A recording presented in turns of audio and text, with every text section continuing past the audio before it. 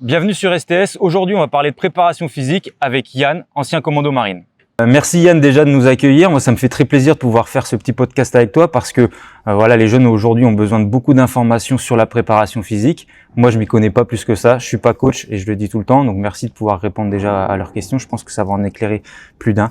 Est-ce que tu peux rapidement te présenter pour qu'on cerne un petit peu ton personnage parce que tu as une grande expérience dans plein de choses et je pense que ça sera très utile pour tout le monde.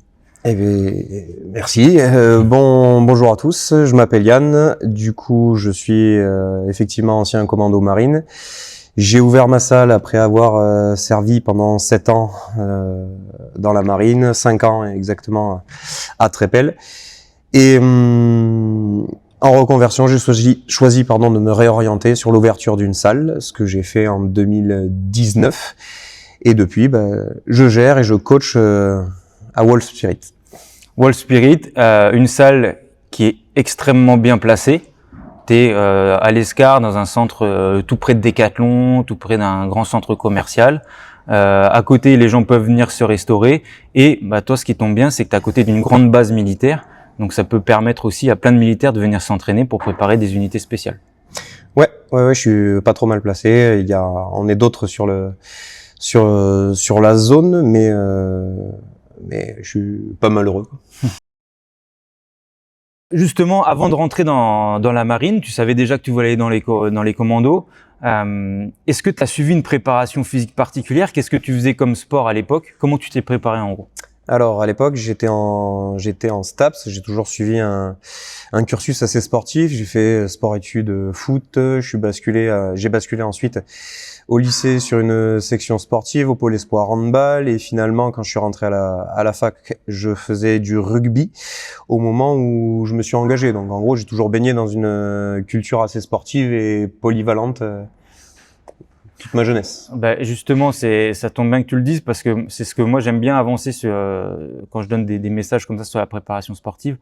Aujourd'hui, acheter une préparation physique spécialement pour rentrer dans l'armée 6 mois avant son engagement, c'est pas forcément efficace. Il vaut mieux, et même ça, c'est pour les gens qui peuvent nous écouter, qui vont avoir des enfants, etc., mettre ces enfants très tôt au sport, les habituer à faire du sport toute leur vie. Ça leur donnera une aisance dans tout ce qu'ils feront plus tard dans leur vie d'adulte.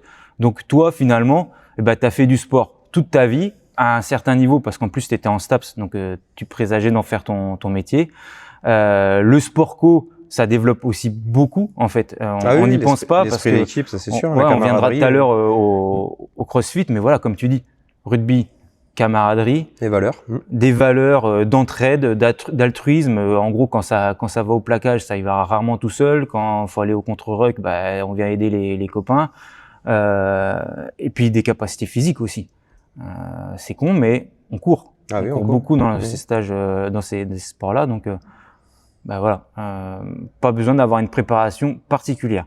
Mais, comme tu me l'as dit un peu en off, il y a quand même des épreuves particulières. Oui, de toute façon, sans aller chercher très loin, quand on se renseigne un minimum sur la voie dans laquelle on s'engage, surtout avec tous les documentaires qui sont faits sur X ou Y corps d'armée, sur tel ou tel type de force de police, force spéciale, GIGN, il y a toujours un petit reportage qui traîne.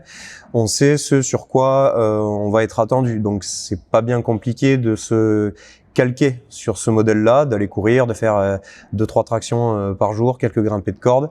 Le plus compliqué, comme je disais à Marc, moi ce qui m'a le plus aidé, je pense que c'est de me forcer à faire ces exercices-là qui sont classiques, mais par contre à des moments où même quand j'en avais pas spécialement envie, je me forçais à y aller parce que malheureusement c'est pas à la carte que ça fonctionne et sur les tests et dans la vie c'est pareil. Ouais. Alors, il n'y a pas de secret pour entrer dans les commandos marines, dans les forces spéciales, peu importe, et dans l'armée en général, faut courir. Il faut savoir tractionner. Pour certains corps, ils vont être testés sur des pompes aussi. Dans les commandos marines, je crois que vous avez en plus la corde. Oui, pompe. La corde lestée, je crois. Vous êtes même lesté. Avec le sac, ouais. Et tout ça, ces exercices, on va les montrer après. Tu nous montreras des petites techniques pour les aider. Mais le plus important, c'est d'avoir une motivation au départ. Ouais. J'ai vu un post il y a pas longtemps de Thibaut InShape qui disait la motivation ça sert à rien, c'est la discipline.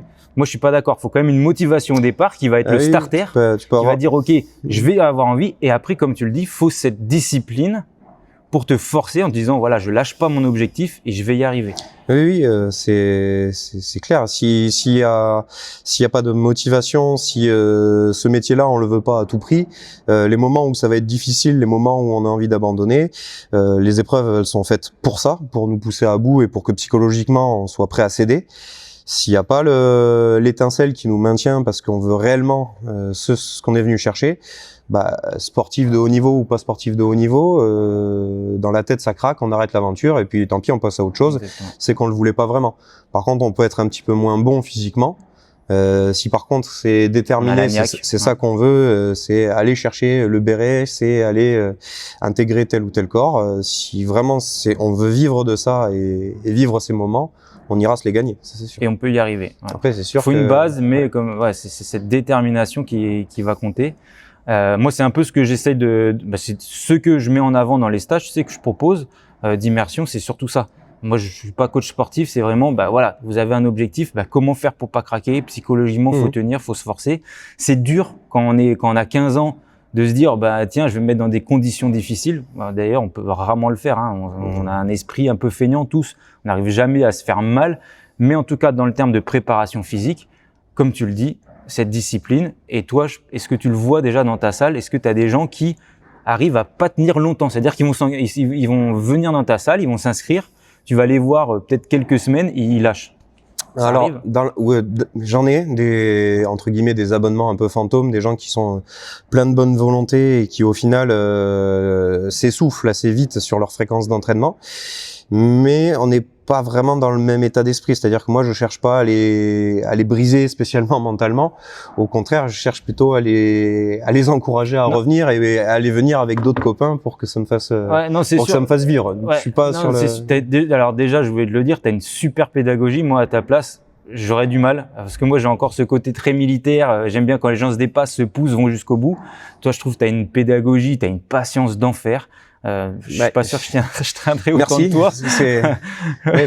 Marc a l'opportunité de participer au cours et c'est un long travail. Ça m'a desservi à la sortie de l'armée parce que justement la petite passerelle entre la discipline du secteur militaire et le côté frivole du monde civil avec surtout la société de consommation. Donc je paye, donc j'ai droit, j'exige. Ça pique un peu, mais bon. Après, faut pas se rappeler faut pas oublier que derrière il y a un abonnement qui tombe et malheureusement là pour le coup l'expression le client est roi elle est vraie quoi. Mais pour autant comme tu l'as dit, t'en as pas beaucoup qui abandonnent. Ça veut dire que les gens qui viennent dans une salle de sport, ils peuvent avoir un objectif de maigrir, de prendre du muscle, de discuter avec les gens, certains de faire des PR, des super perfs. Oui, chacun a son petit objectif, mais qui sera jamais du niveau que devrait être rentrer dans une unité spéciale, et pourtant il lâche pas. Donc c'est pas normal qu'un jeune aujourd'hui de 15-16 ans, quand il pleut, il se dit non, j'ai pas trop envie Non, il y a pas de il y a pas de profil type pour venir chez nous à la salle. Comme tu dis, il y a des jeunes, des moins jeunes, des plus ou moins en forme, certains qui sont là pour se remettre en forme, pour perdre des kilos, tout simplement pour améliorer leur santé, d'autres qui sortent du boulot qui n'ont qu'une seule envie, c'est de se défouler. Et physiquement, avec simplement leur assiduité, et, on va dire leur bonne humeur en venant tous les jours et en les invitant à revenir le lendemain, je suis sûr que certains ont le niveau physique, par exemple, pour prétendre à ce genre de test. Et justement, ce qui fera la différence, c'est que ils s'y attendent pas. S'il n'y avait que le niveau physique qui serait testé, oui, ça passerait. Si par contre, on commence à plein d'autres choses, si on commence un petit peu à les sortir de leur confort et à les brusquer un petit peu, je pense que ça. Parce qu'ils en auront pas la volonté, mais sinon c'est quasiment accessible à tout le monde. En fait. Du moment que tu te donnes cette ambition, je suis d'accord. Tu peux y arriver. Surtout quand on ne demande pas les barèmes ne demandent pas d'être champion du monde dans les disciplines. Non, clairement pas. C'est accessible. Clairement pas. Et moi, je viens à la salle aujourd'hui pour pouvoir regarder la caisse, pour pouvoir suivre mes stages. Sinon, les petits jeunes, ils vont arriver hyper en forme et moi, je vais traîner derrière. Et puis il va mal le vivre. Ouais, c'est ça. Il va Mon mal le ego vivre, va en prendre un coup. Il va pas aimer, c'est lui qui va tirer la tronche. Bon, maintenant, on parle un petit peu de recrutement et de ta formation parce que voilà, moi, j'ai très peu parlé pour l'instant de la marine. Comment ça s'est passé pour toi, ton expérience personnelle? En gros, du moment où tu as ouvert les portes d'un CIRFA, tu as dit je veux être commando marine jusqu'à la fin de ton stage co. Bah voilà, on commence dans l'ordre chronologique. Alors, le CIRFA. En rentrant dans le CIRFA, donc avec l'objectif de devenir commando marine, on est très vite remis les pieds sur terre, on va dire, par le recruteur qui nous rappelle que avant d'être commando marine, il faut être fusilier marin, et que fusilier marin, c'est un travail qui est complètement différent. Donc, nous faire prendre conscience que si le stage commando ne marche pas, eh ben, en gros, on va travailler en compagnie de fusiliers marins ou en groupement de fusiliers marins, et que du coup, bah, ça sera pas spécialement l'objectif qui était recherché. Donc, faut quand même en être conscient. Et ensuite, on est orienté un petit peu par rapport à notre niveau scolaire, par rapport aux tests qui sont faits en CIRFA, je crois, de mémoire, des tests un petit peu de psychotechnique et de. Normalement, voilà, tout le monde a un peu de français, de maths, d'anglais, de psychotechnique et un entretien. Ouais. Exactement. Donc, on est orienté sur plutôt telle ou telle voie. Moi, j'y étais parti dans l'optique de rentrer à Mestrance. C'est l'école, en gros, qui forme les sous-officiers, avec quand même la possibilité d'intégrer un QMF à l'époque, donc quartier maître de flotte, faire partie de l'équipage, si jamais l'entrée à Mestrance m'était refusée. Donc ensuite, on est envoyé sur une période de test sur Lorient qui dure sur une semaine, je crois. On arrive en fin de semaine et c'est assez rapidement réglé. Il y a les tests physiques, il y a l'entretien avec le SLPA, donc le service psy. Et à l'issue, on a une réponse si c'est oui ou non pour Mestrance et si c'est oui ou non en gros pour le QMF qui se fait sur Lorient et pas à Brest. Et au final, j'ai pas été reçu à Mestrance, j'ai été admis à Lorient pour faire un cursus du coup en passant par équipage, en gros en bas de l'échelle, en commençant matelot. Ok. Alors déjà, le point positif, c'est que dans un CIRFA, on vous redit les vérités, mais on vous décourage pas à le faire. Ce qu'on dit, on t'a pas vraiment découragé, on t'a dit voilà, ça va être comme ça, on nous fait on t'a laissé faire. Voilà, on nous fait prendre conscience que il y a le cœur du métier c'est fusilier marin et que commando, c'est bien une spécialité supplémentaire après, et que par contre, si la spécialité n'est pas acquise, on est fusilier marin. Rien n'empêchera de le retenter plusieurs fois. Mais voilà. Ça, c'est la première différence avec l'armée de terre, parce que l'armée de terre, tu peux commencer directement au premier PIMA, au 13e RDP, au 4e RHFS, au CPIS même. Mais en fait, la plupart du temps, étant donné qu'il y a dans les CIRFA, il y a aucun recruteur qui est issu de ces unités-là, ils vont avoir des fois tendance à te dire non, ne fais pas ci, ne fais pas ça, à décourager les gars. Bon, déjà, le marin, c'est cool. Après, ce qui est assez marrant, c'est que pour rentrer, il y a des prérequis force spéciale dans l'armée de terre, quand tu fais tes tests CSO, et ils correspondent à peu près au niveau d'un sous-officier. C'est-à-dire que quelqu'un qui veut prétendre à rentrer dans les forces spéciales, il doit avoir le même niveau que quelqu'un qui voudrait rentrer en tant que sous-officier. Alors que vous, étant donné que vous rentrez par le bas de l'échelle, en gros, c'est le stack qui fera la sélection après. Oui. Vous pouvez vous permettre d'avoir des moins bons résultats, de pas très bien performer sur un truc. Oui. Même si je doute pas que tu avais dû avoir des super résultats, mais des fois il y a un coup de mou et ça pas grave parce que on te restera la chance de faire le stack après. C'est ça.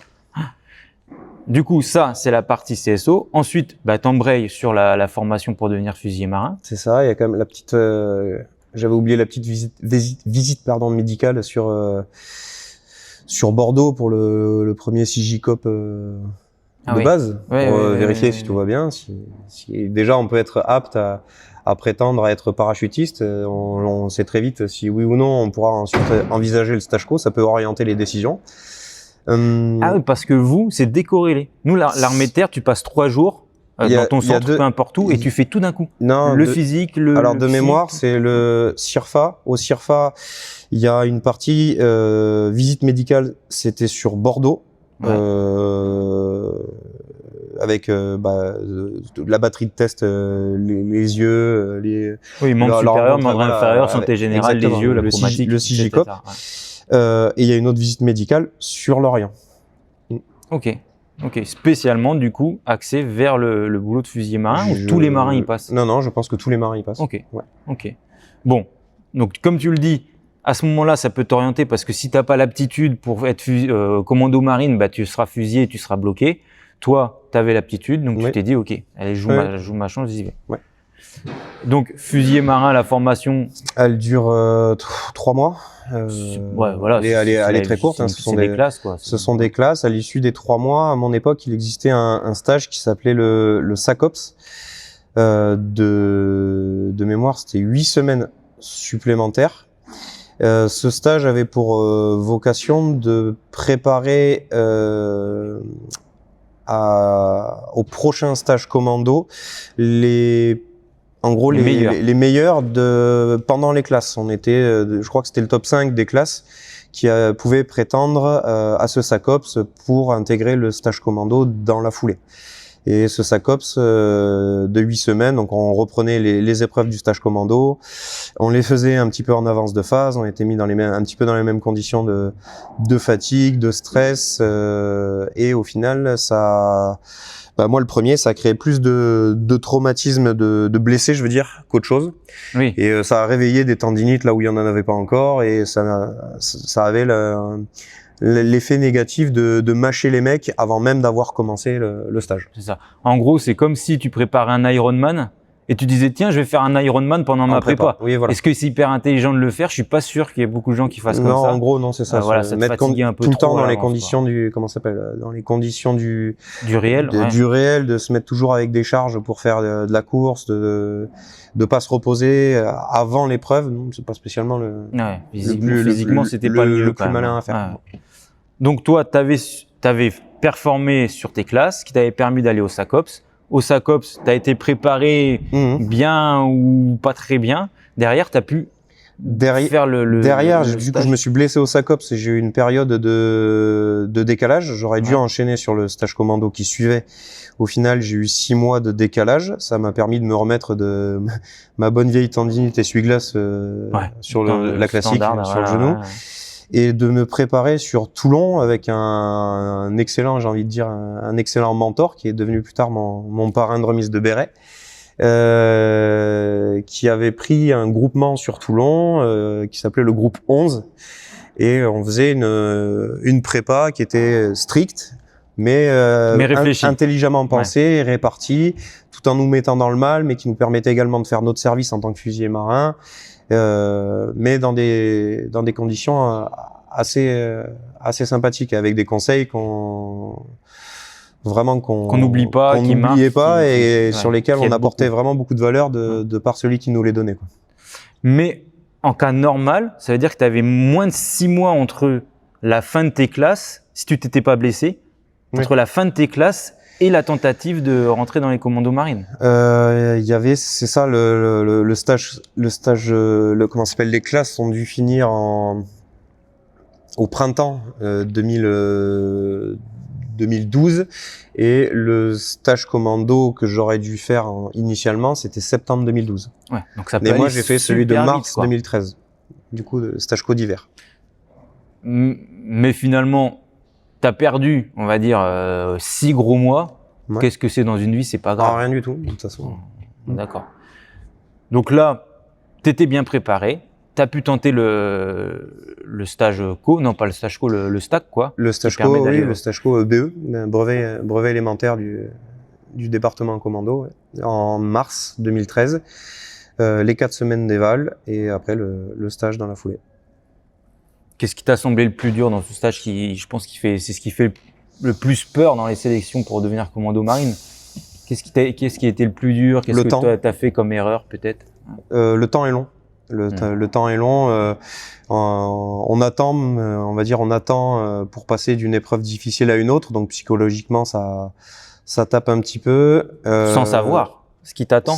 On s'en doute. Ouais. On s'en doute parce que il y a des fuites. voilà, soit des fuites, soit des des rétextes d'anciens stagiaires qui voilà, on sait que sur la semaine numéro 1, il y a à peu près ça, sur la numéro 2, il y a ça, sur la 3e, il y a ça, et finalement la 4e qui sert un petit peu de rallye, on sait à peu près ce qui nous attend aussi. Après, bah c'est comme si je sais pas, je sais pas comment l'exprimer, mais on sait qu'on va prendre une claque derrière la nuque, mais en gros, on sait pas où en est la main par rapport à... Mais voilà, tu l'anticipes déjà et t'as mal avant qu'on elle est par là, mais quand est-ce qu'elle va arriver? Bon, bah, c'est un peu cette sensation-là Donc, psychologiquement, tu t'uses?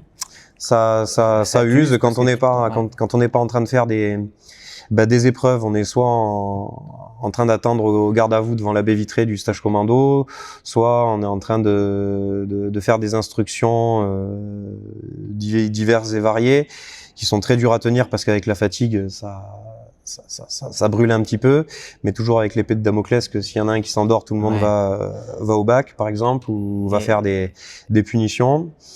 Et le temps passe très lentement, quoi. Ça, moi aussi, je l'avais vécu, c'est que même dans les phases où en fait les cadres te disent rien, en fait tu pourrais limite aller te reposer, mais en fait tu n'y arrives pas parce que tu as cette pression psychologique en disant qu'est-ce qui va se passer, qu'est-ce qui va pas se passer, et en fait tu t'uses tout seul, quoi. C'est la même comment ça s'appelle, c'est le même principe jour et nuit, c'est-à-dire que même la nuit quand on est lâché pour aller au bivouac, faire un petit peu de car, etc.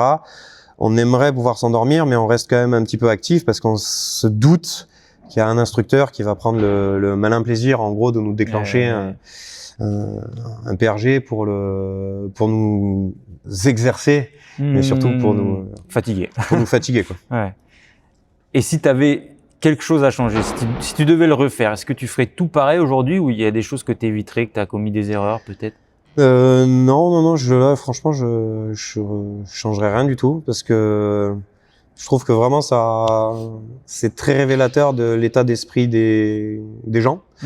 De se retrouver dans ces conditions-là, on en apprend pas mal sur soi-même et j'aurais pas voulu qu'il soit plus facile parce que j'aurais pas la même sensation de fierté d'avoir réussi et je suis bien content d'avoir eu des barèmes encore élevés à l'époque. Ouais.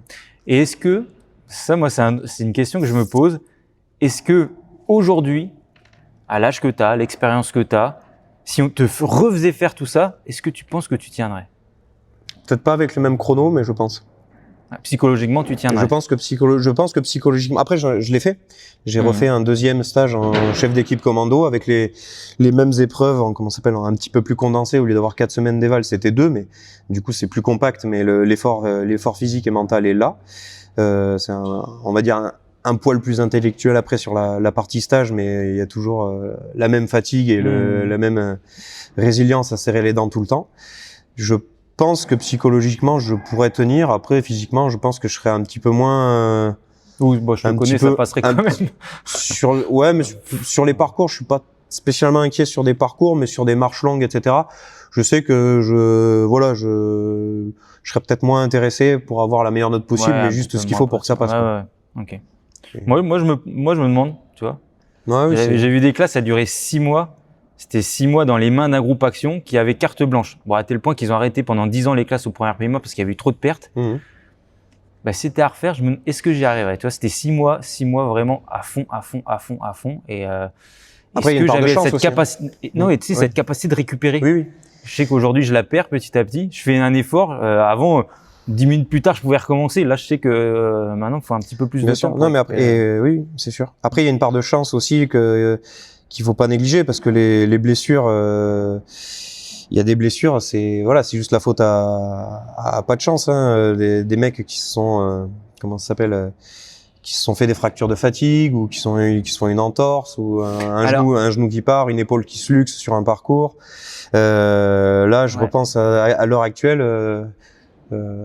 Par rapport à je viens de me péter le tendon d'Achille en reprenant le rugby, rien ne dit que je me serais pas pété autre chose sur le premier parcours, premier obstacle, hein, mais tu sais, alors ça peut paraître bête, mais tu sais, à Bayonne on encadre beaucoup de stages. En gros, on fait mission, ça permet en fait d'avoir un encadrement qui est toujours à jour des opérations. Donc des stages, j'en ai encadré plein, et à vrai dire, on savait dire à l'avance qui allait se blesser. Ah oui. Ouais, parce que psychologiquement, on voyait que le mec tombé un petit peu, relâché un peu. Oui, oui, Et on savait, lui, ça va. Et bon, il n'y a pas 100% de réussite, mais, non, mais je vois généralement, tout à fait cette sensation, maîtrise le tout, fait quand même, de hein. mettre son corps en mode défensif pendant un certain temps, et quand on sait que c'est terminé, la façon dont il se relâche et dont on chope toutes les coupures qui se mettent à s'infecter d'un coup parce qu'on a relâché nos défenses. T'es jamais malade pendant un stage. Exactement. Pendant tes vacances, tu vas prendre un coup de froid, t'es pas bien. Et à Bayonne, on a même des gars, je l'ai appris après coup, mais qui se blessaient volontairement pour se donner une excuse d'arrêter le stage. Ah oui, non. Toi, ça allait loin. Bah, ça a dû arriver aussi à Lorient, je pense, de vouloir aller à l'infirmerie, mais après, c'est peut-être une façon de rassurer son ego ou de partir un peu plus fièrement. C'est ça. Non. C'est ça, c'est la fierté, hein, c'est la remise en question. Hein, des fois, les mecs, ils se trouvent une excuse, quoi. T'en vois plein d'ailleurs à la salle, des gens qui se trouvent des excuses. J'en vois quelques-uns à la salle. Ah, mon épaule. Ah, ouais. Allez, on revient sur la prépa parce que c'est quand même ton truc. Maintenant que tu as de l'expérience en tant que coach, de toute façon, tu l'avais déjà un peu parce que tu as fait du sport-études, etc. Mais maintenant que tu sais enseigner le sport, est-ce que tu pourrais nous donner 3 erreurs à pas commettre quand tu veux te préparer à rentrer dans les commandos marines? De pas faire en prépa la course à pied dans les mêmes conditions que sur les tests, c'est-à-dire moi j'ai fait l'erreur d'aller m'entraîner, de faire des footings en Rangers avec un sac sur le dos. Donc on en revient à ce qu'on disait sur le SACOPS, ça avait plutôt l'effet néfaste de flinguer les articulations, mais de pas spécialement développer la condition physique pour autant. Les périostites, les tendinites, les disques intervertébraux, au final, ça les use pour rien, pour pas grand chose. C'est pas parce que autant aller faire un petit peu d'endurance musculaire sur des squats si c'est juste le poids du sac ou des côtes. Ou des côtes. Moi, j'hésite de faire des côtes en course à pied, tu vois. Oui, ça te muscle. Mettre un petit peu de puissance sur la foulée. Peut-être deuxième erreur, ça va être de pas s'écouter. Comme je disais tout à l'heure, il y a des moments où on a prévu d'aller s'entraîner, puis finalement on se rend compte que la météo elle est pas folle, ou je suis un petit peu bien sur mon canapé, là il y a Colombo qui passe sur TMC, s'obliger à lâcher le canapé et même s'il fait pas beau dehors, à aller faire ce qui était prévu, de se forcer à le faire dans des conditions qui sont défavorables. Et non dans des situations de confort, pour le coup. Oui, c'est sûr. Sans se mettre en danger, encore une fois. Mais voilà, faut pas s'arrêter à il pleut, il fait froid, il y a du vent, ou tiens, j'ai pas très bien dormi aujourd'hui, je vais pas aller faire ma séance. Moi, je le dis, hein, moi, je passe encore des nuits blanches aujourd'hui et je pense à plein de trucs. C'est pas pour ça que je fais sauter la séance de CrossFit le matin. Non, une discipline. Tout à fait. Et après, ne pas s'en tenir qu'aux mouvements les plus connus, c'est-à-dire il y a les tractions, il y a la course à pied, il y a les grimpées de cordes, mais c'est bien de rajouter à ça des petits exos de renfort ou de proprioception qui vont stabiliser les articulations. Et ça, je pense qu'il n'y en a pas des masses qui le font en prévention d'un stage, parce que retomber d'une girafe par exemple, c'est haut. C'est traumatisant si t'as pas les chevilles qui sont mobiles, une cheville ça part facilement, un genou ça tourne facilement, les épaules se luxent facilement quand on se jette d'un atelier à un autre, surtout s'il y a un petit peu de suspension avec des cordes. Donc c'est bien d'arriver à travailler même les petits muscles qui sont autour des articulations et qui vont mieux maintenir les extrémités les unes aux autres. Et de pas seulement penser aux gros muscles, on va dire. C'est excellent, parce que je voulais y venir un petit peu après. Aussi, l'importance, on va dire, du sport santé. Il y a le sport prépa des unités, il y a le sport développement, mais tu as aussi le sport santé. Aujourd'hui, avoir un tronc renforcé, que ça soit les abdominaux ou les muscles du dos, en fait, ton tronc, c'est quand même l'amortisseur de tout ce que tu vas faire avec tes jambes et tout ce que tu vas faire avec tes bras. Si au milieu, c'est tout mou, tu as plus de chances de te faire mal, tu seras moins performant. Et ça, généralement, on va pas y penser trop. Non, les muscles profonds, il faut y aller. Bon, tu nous as dit les 3 erreurs qu'il fallait pas faire quand on se prépare. Par contre, moi, je suis certain, ça va être peut-être le petit moment rigolo. Quand tu vois un militaire arriver dans ta salle de CrossFit, je pense qu'ils ont tous le même point commun. La même coupe de cheveux, tu veux dire? Ouais. Non, ils ont tous le même point commun, mais je pense que c'est un moule dans lequel ils sont et dans lequel ils baignent, c'est-à-dire qu'ils ressentent de suite le besoin de faire leurs preuves. Et comme si j'étais là et les gens autour étaient là, soit pour les se juger, comparer, ouais. soit pour se mesurer, et au final, oui, une certaine notion d'ego qui met un petit peu de temps à disparaître passer, ouais. Mais une fois qu'on a compris le principe, ça Que tu fais du fonctionne sport mieux. pour toi déjà, Oui, et on pas fait pour te du sport comparer pour avec soi, les et autres. que au final, on est obligé de repasser par le rang de de débutant dans un sport qu'on découvre finalement, parce qu'il y a plein de subtilités chez nous qui se retrouvent pas dans des salles de muscu sur des bases classiques. Mais tu vois, ça, tu fais bien de le dire, il y a une grosse part d'ego, surtout dans les forces spéciales. Bon, moi, je veux pas faire l'avocat du diable, mais des fois, ça sert parce que faut quand même avoir un certain ego pour aller au combat. Oui, Quand tu vas aller face à un mec qui veut ta mort, bon, bah, pour te dire, OK, je vais y arriver, je vais être le plus fort, je vais être le plus rapide, cet ego, il est nécessaire. Ah Et oui, souvent, oui. c'est ce qui est développé pendant les formations, c'est que tu vas tout le temps, tu dis, être jugé, tout le temps, on va te mettre la pression pour, vas-y, fais tes preuves, montre-nous que t'es bon, montre-nous que t'es bon. Bah, le problème, c'est que transposer ça à la vie civile, dans une salle de CrossFit, sur la vie civile, voilà, faut réussir à faire les- la part des choses. comment ça s'appelle, la dizaine de personnes qui est autour, elle est un s'en peu fiche de ça. indifférente Bah oui. indifférente à cette, comment ça s'appelle, à cette Cette mentalité, quoi. voilà, Ouais. cette mentalité, et Soit tu déranges en faisant ça, soit on va rigoler de toi un petit peu, quoi. non, Mais, non. enfin, Moi aussi, si, je le dis. J'en vois des fois, ils veulent se prouver des choses, et ils Oui, regardent, bien si sûr. on les regarde avant de faire leur barre, moi, Oui, ça me c'est fait un bien. peu rire, quand même. Bien. Mais bon, mais du coup, est-ce que tu pourrais dire que le CrossFit est la préparation optimale pour se préparer à rentrer dans des unités d'élite? Franchement, elle est quand même sacrément complète. Donc, réponse courte, oui.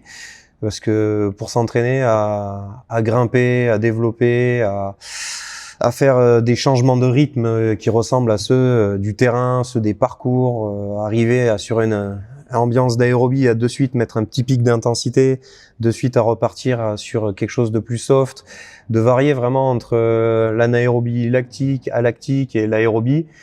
Bah, sur nos circuits training, on le fait tous les jours, quoi. Ah ouais. Donc c'est quand même une sacrée préparation sur ce modèle-ci. Après, il y a des choses dans la salle qu'on peut pas développer, à moins d'avoir par exemple une mare juste à côté. Ouais. Mais Tu l'as, hein? j'ai une mare juste à côté, Mais- un petit bassin de rétention. Mais il y a le petit côté nocturne et il y a le petit côté aquatique dans le cadre des tests commando marine, sur lequel je peux pas trop aider, quoi. C'est l'aisance dans l'eau claire en piscine de jour. C'est une chose. C'est une chose. Maintenant, se retrouver dans une eau marécageuse dans laquelle on voit pas ses mains quand on a la tête sous l'eau, et d'autant plus de nuit, c'en est une autre. Donc c'est quelque chose auquel il faut goûter, il faut se préparer. Et Ouais, parce que voilà, même voilà. pour être commando marine, t'as pas besoin d'être un champion du monde en natation. Non, il faut Par contre, faut être à l'aise, il quoi. faut être à l'aise dans Ouais. l'eau. Faut pas craindre d'aller à l'aveuglette, D'aller, chercher quelqu'un quelque au chose fond en de l'eau, profondeur sans rien y voir. Ça fait nager, partie ouais. des épreuves clés, hein. La cuve à Lorient, je l'ai connue propre qu'une seule fois, mais sinon elle est particulièrement trouble. Le palmage aussi. Le palmage, Le palmage, c'est dur des fois. ouais, Hein. ça s'apprend. Ça Ouais. s'apprend, mais ça va avec l'endurance musculaire avec l'endurance musculaire des cuisses, mais Ah ouais. ça va. Moi, je sais que j'avais hyper mal aux ischios Ah ouais? après la palme, C'est Ouais. peut-être parce que tu Hyper battais un mal, petit ouais. peu trop avec avec avec les pieds, quoi. avec Que ça les- vienne des hanches avec les et pieds. des Il faut que genoux, ça vienne ouais, des ouais, hanches ouais. entières. Ouais. Ouais. Bon, on n'avait pas de cours, nous. On nous jetait au large de Saint-Jean-de-Luz, on nous disait, allez-y, attaquez le fort, là. Bonne Mais- chance. Ouais, c'était ça. Non, oui, Faut que ça vienne des hanches, de la jambe entière, pas que du genou qui se plie, qui se détend. Exactement, je l'ai compris après. Parce que j'avais passé le BNSSA, là j'avais eu des vrais cours. Donc, CrossFit, oui, mais en rajoutant quelques épreuves, on va dire, extérieures. Parce que le CrossFit, ça se fait quand même beaucoup à l'intérieur. Du long. Et du long. Du long et de l'aquatique et du jour comme de nuit. Moi, je dis juste, tu me permets, tu vas peut-être pas être d'accord avec moi. La CO, c'est pas mal aussi.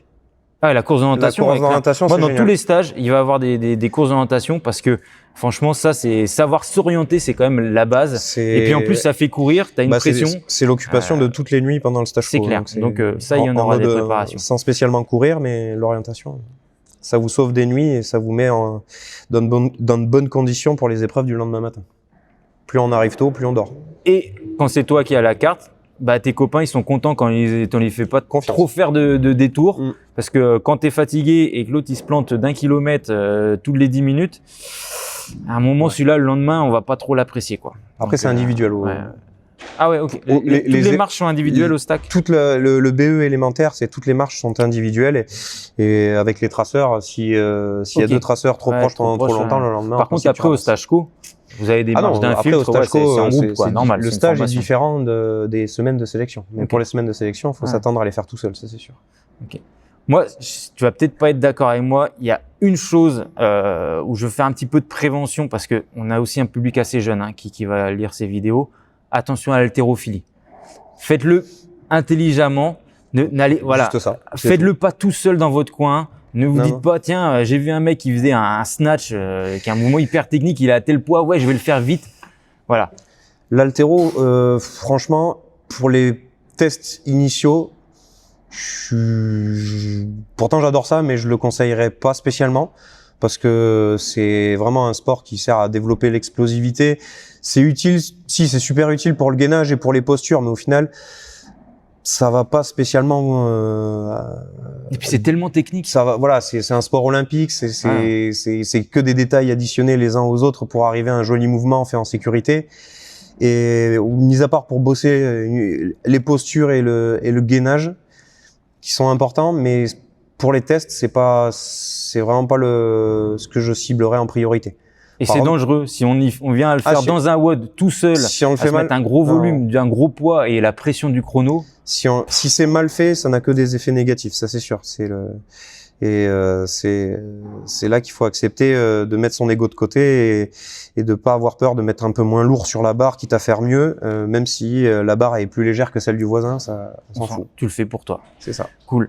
Eh ben, on va placer maintenant, tu vas nous donner des petits conseils, tu vas nous faire des petites démonstrations.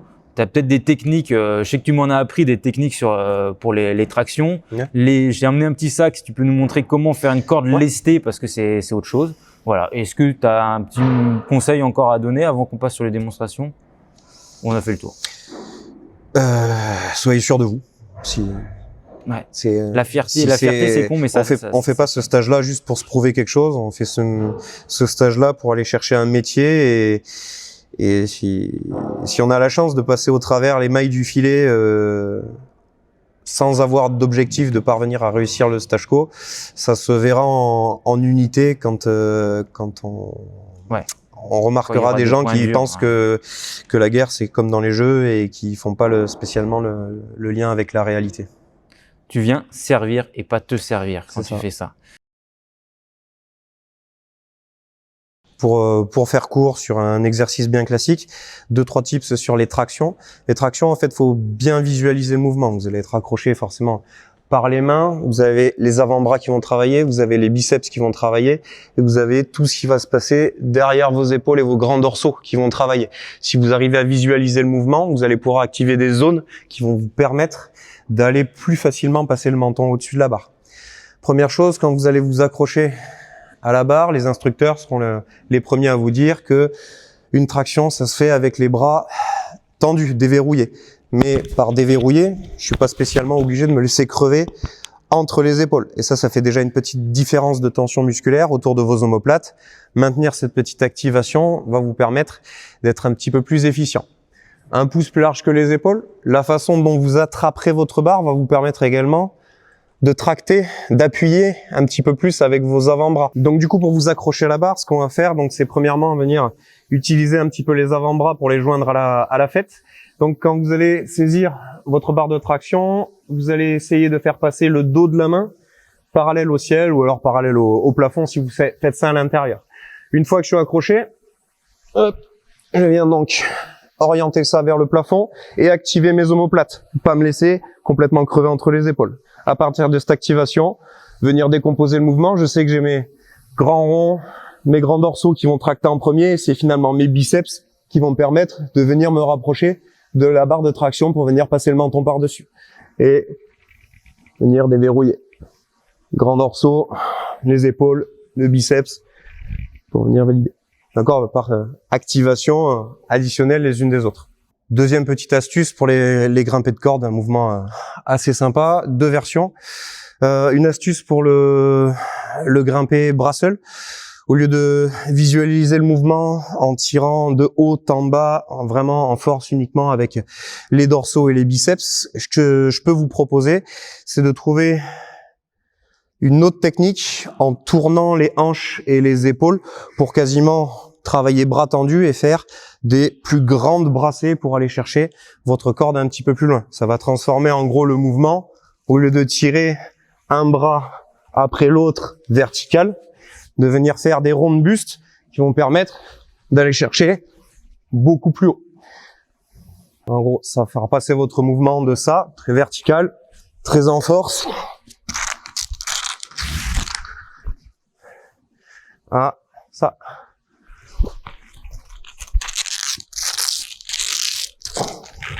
Et la deuxième technique, donc avec les jambes, qui va vous permettre de transformer votre mouvement plutôt de tirage avec les bras à un mouvement de poussée avec les jambes. Ça va se rapprocher plus de l'escalade où je cherche à trouver une prise la plus haute possible pour mes pieds pour pouvoir monter sur mes jambes et aller en chercher une plus petite pour mes mains.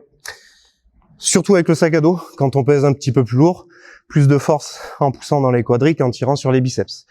L'idée, ça c'est mon pied droit, mon pied gauche, ça va être de venir grimper le pied le plus haut possible sur l'intérieur de la corde. D'accord, je garde la corde sur l'extérieur de ma cheville et à l'intérieur du genou, comme ça me permet de lui construire une petite gouttière dans laquelle elle ne peut pas s'échapper. Si j'oublie le genou, elle peut glisser sur le côté et c'est chiant d'aller la récupérer. Je garde ma corde le plus haut possible et avec mon pied gauche, je vais venir avec l'autre cheville ramasser la corde le plus possible à ras la semelle pour écraser mon pied droit et venir former ce petit S. Plus le S est serré, plus il y a de force de frottement et plus je vais pouvoir m'appuyer dessus. Ça ressemble à ça. Le genou le plus haut possible en gardant la corde à l'intérieur de la rotule mais à l'extérieur de la cheville. Avec l'autre cheville, je ramasse et je viens écraser la corde. On se revoit au prochain tour. Et là, je suis posé dans les jambes. Vu que j'ai un sac à dos qui me tire sur l'arrière, premier réflexe, ça va être de venir me coller à la corde pour pousser sur les jambes et aller refaire exactement la même chose.